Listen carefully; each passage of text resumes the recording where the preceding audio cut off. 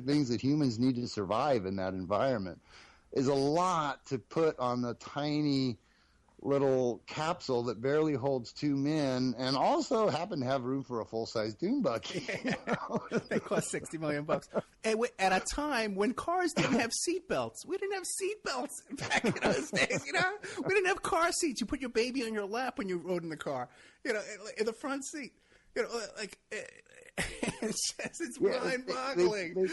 They claim that they designed this thing to be so lightweight and compact that it basically like folded up into the size of a piece of luggage. And then when they got there, you know, just add water. You know, sort of wave your magic wand and it unfolds into a full-size dune buggy, you know. But I mean, as I've commented in my post, if we had that technology in the 60s, then why aren't we all carrying our cars into the office today? You know, I mean, true, yeah. we should be able to just carry our cars around in a briefcase and pop them out anytime we want, right?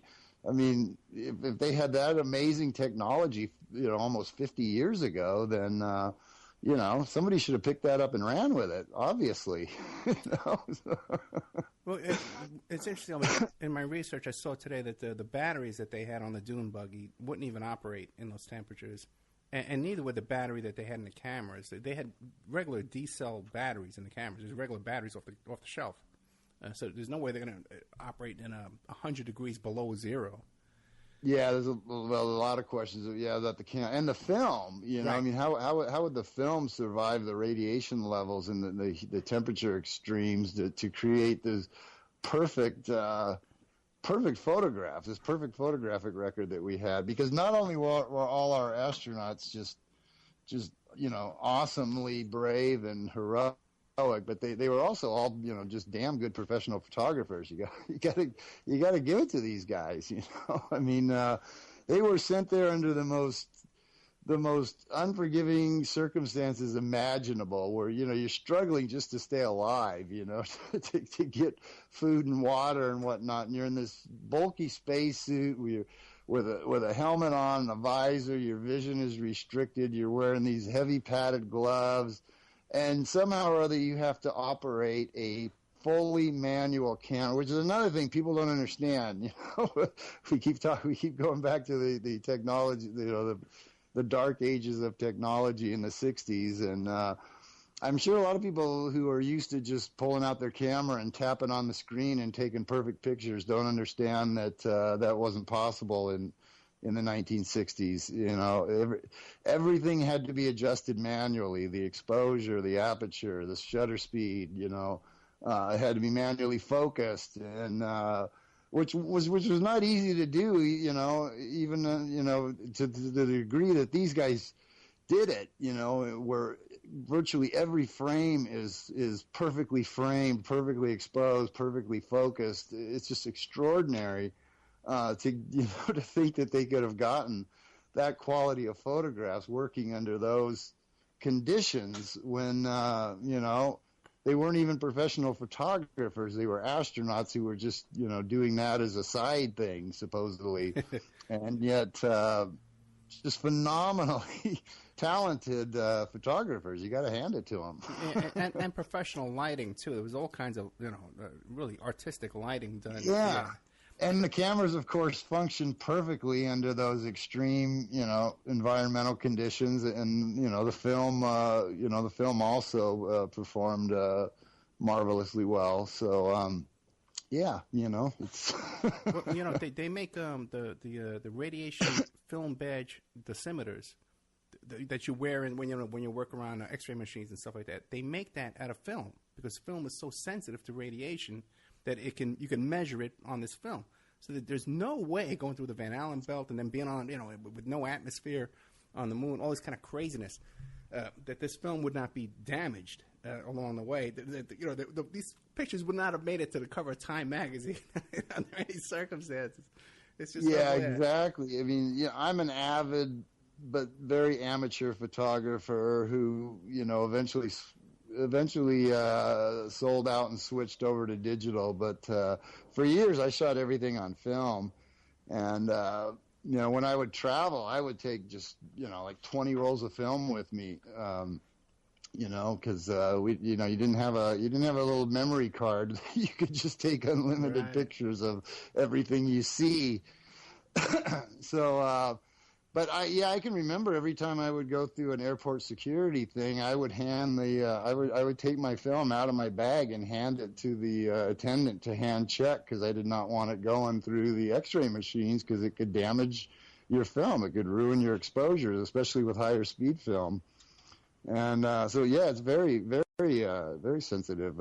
Film stock, 35 millimeter film stock is very, very sensitive to radiation, and yet, performed fantastically.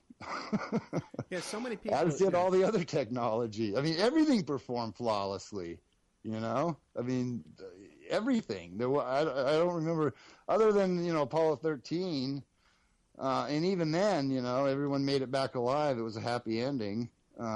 It just, it was extraordinary how good our technology performed. Which again raises the question of, so why, when we talk about going back to, quote unquote, going back to the moon, are they constantly talking about reinventing the wheel, when this stuff had a far greater safety record and much better, performance record than what we produce now. We can't build a space shuttle now that doesn't, doesn't kill a bunch of people every now and then. But back then we could. So why reinvent the wheel when what we already had was actually better? What do you make of all these? Like the way they name these missions, like Apollo, and like these, what I'm talking about? To some degree, yeah. I mean, I don't know where the Apollo name specifically came from. But they all seem to be named like after Greek gods and all kinds of, Gemini, Gemini, and what was the other one? Copernicus. I think, you know what I mean? It's like, what's going on? Like, Richard Hogan has all those theories about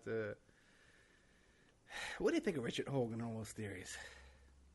I'm not that familiar. Is he the guy that claims that there's alien structures? Yeah, he says and that they can be discerned in some of the pictures, like the outlines of like alien bases or towers or some glass domes and whatnot. Remains of glass structures on the moon. Yeah. Yeah, I'm very skeptical of that. I don't know.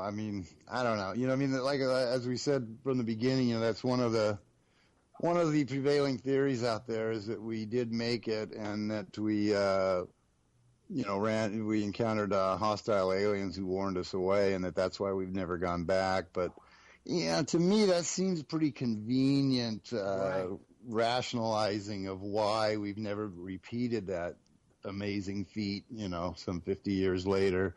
So I'm not inclined to buy into that, but what do you think? Well, because it establishes the theory that we went there. Yeah, I mean, the base, at the root of the theory is the acknowledgement that, we did go there. So, I mean, in essence, it ends up supporting the government story. I mean, it throws in the alien angle, but, I think the government is actively encouraged belief in alien life and UFOs for a very long time anyway, so... But it also seems to me that if you can see, because his photograph, he does some kind of a contrast analyzation with his photographs. If you can see structures and that kind of stuff, it would seem it would be like scaffolding and parts of the lighting and stuff that would reflect. Yeah, lighting tower, camouflage light towers and stuff like that. Yeah, because if you've ever been on a TV set, they got scaffold, they got stuff all over fake place. Backdrops. I mean, people say, where was this filmed? Well, you may never be able to identify where it was filmed, because the backdrops may have been just a screen of a very primitive. I mean, nowadays they would do it with like green screen or whatever it is technology, but back in those days it was as simple as hanging up a fake backdrop in the scene.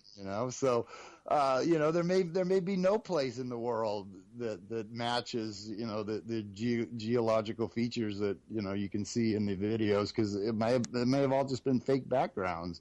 And what he's identifying, could be structures, holding lighting or holding the backgrounds, and that sort of thing, artifacts of the production, so to speak. It seems like a lot of the still photography is miniatures as well. Because some of it, the scale, it's miniature because the scale to the background. They use the same mountains in the background over and over, but everything in the foreground just moves around. And guys who are real serious photographers have done a lot of real serious research on this. We're getting down to the last half hour. You know what? If you want to take some phone calls, you can call in at 702-605-4894, or you can Skype me at ed.opperman on Skype if you have questions for Dave MdGowan. I know everybody complains that they always want to ask Dave questions. So tonight you have that opportunity. Let me see my notes here. It's so funny, though. This whole thing is just such a crazy story. Hey.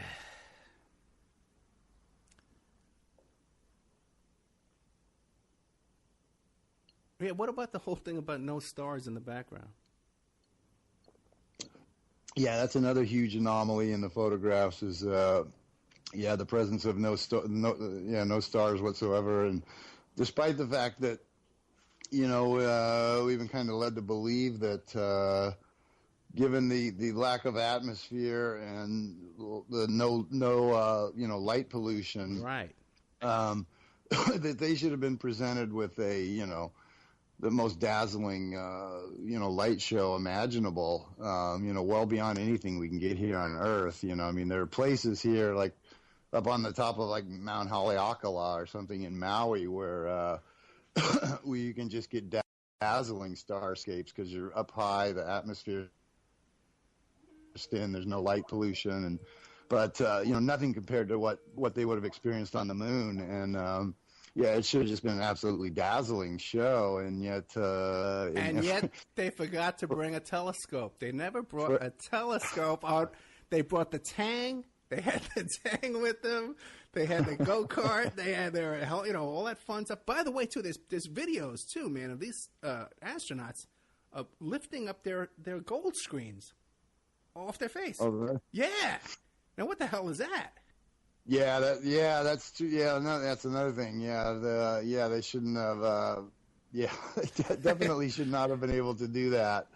But it's the more you look at it, the more anomalies you can find, and at some point it just almost becomes like laughable, except for the fact that so many people still cling to it.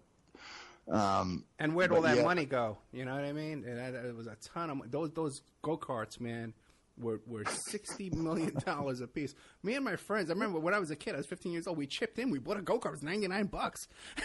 And it worked great, man. It was even smaller and easier to get up on that in the shuttle. But it wasn't a moon buggy. No, it wasn't. No. But we did drink Tang on it. We put a little vodka in our Tang. I'm sure we did. Listen, we got a break coming up. We're going to have a nice long 5-minute break. You can go get a smoke, whatever, go to the bathroom. We're joined by Mike Gray from Parlay. He's a radio show host from Parlay on cjmars.com. Going to be coming up on Thursday nights. So we'll be right back after this message with more of Dave MdGowan, the moon landing, Boston bombing, all different kind of topics. And he's the author of Weird Scenes Inside the Canyon, Understanding the F-Word, Fascism, we got to understand, and also to Program to Kill. So we'll be right back after these messages.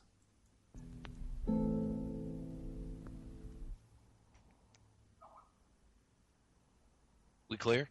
No, because if they can hear us. I don't know if I'm playing this. If you're looking for essential oils, stop by and check out Essentially Tammy on Facebook. She is Young Living Essential Oils Independent Distributor. These 100% therapeutic grade oils help support the body's natural functions. You can click on her website posted on Essentially Tammy, that's T-A-M-I, to see the current deals and check out the benefits of oils such as frankincense, joy, valor, lemon, thieves, panaway, and many more. Email Jocko Tammy, that's Jocatami, @yahoo.com or call 352-239-8546. That's 352-239-8546.